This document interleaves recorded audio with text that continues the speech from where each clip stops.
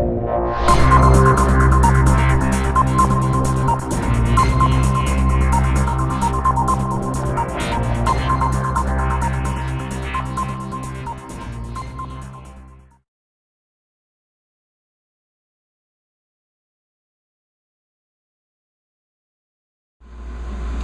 again, Nick Felice with you, Latrobe Community Revitalization. Thank you for joining me again. Get right into the meat of things. Big thing we have going right now is we're raffling off a 2014 Chevy Equinox. If you haven't seen it around town, we've been taking it down to the farmers market and other locations. We had it at the air show, and it'll be around for the 4th of July. We'd encourage you to support us. The tickets are $20. You get 4 chances. And it's based on the Big 4 drawing September 20th, this year obviously at 7 o'clock. We're also contemplating a new car show that day, so it'll sort of lead into it.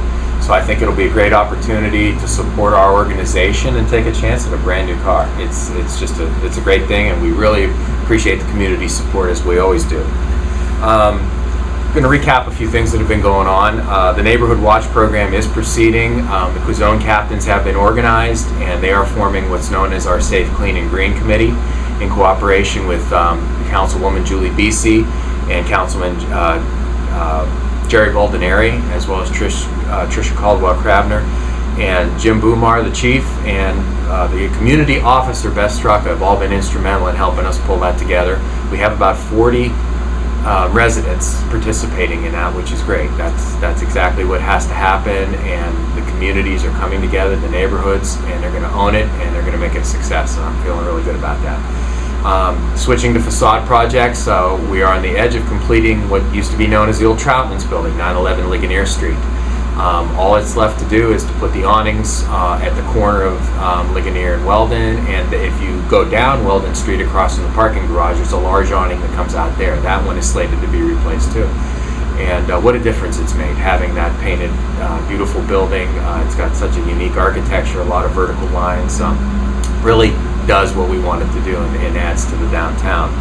Also, an upcoming project, 201 Depot Street. The building houses Club Ice, which is on the 4th floor. It's catty corner from the Westmoreland County Community College building now being erected. Another $9 million investment in the downtown. The owner, Harry Latanzio, is working with us to improve that first floor area so we can really spruce it up. With all of that new development in that area, it's just one of the targeted zones that we have. Also, what's known as the Pot-Off building at 901 Ligonier Street next to Rose Style Shop. We've been working with the owner on that project, and we hope to give that a facelift and make it look good for Ligonier Street. We also have several other projects in the queue. We're working with the landlords, or the landowners, should I say, building owners, to move those ahead. So you're seeing the differences in the downtown, really making a difference.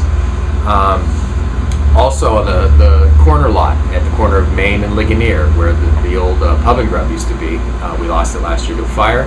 However, the owner is working with us to get the walls of the surrounding buildings cleaned, as well as planning for a parkette there.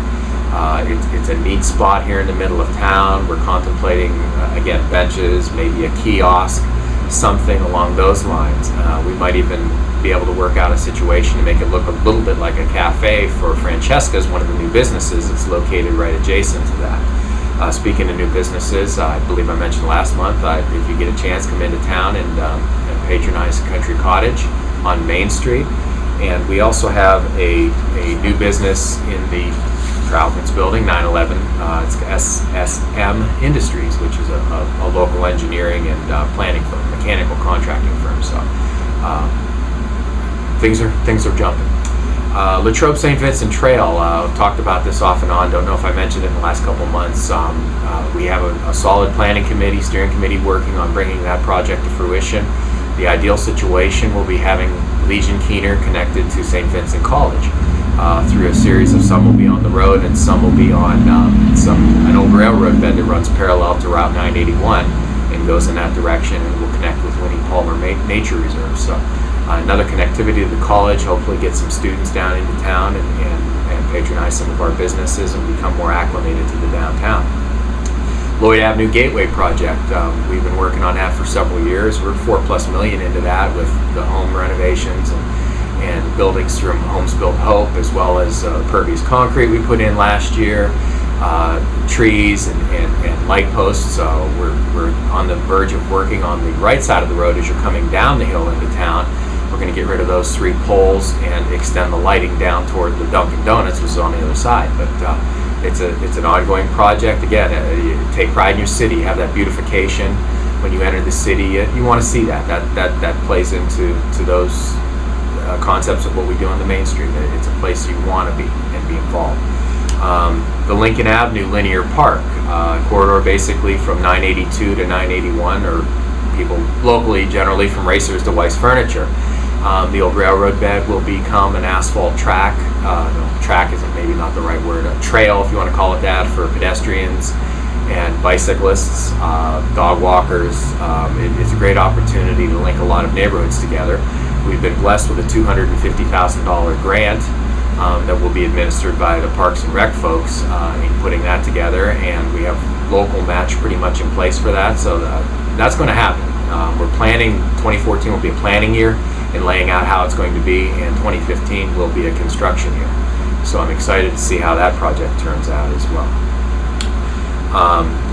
If you're seeing this now, you may have heard that I'm actually leaving the program at the end of this month, the end of June. I've very much enjoyed being here and working with the board and the staff, or I am the staff, the board and the volunteers and everybody. It's been great, the merchants. It's been a great experience for me. It was nice to come into a town and work with so many people that are so positive about their community.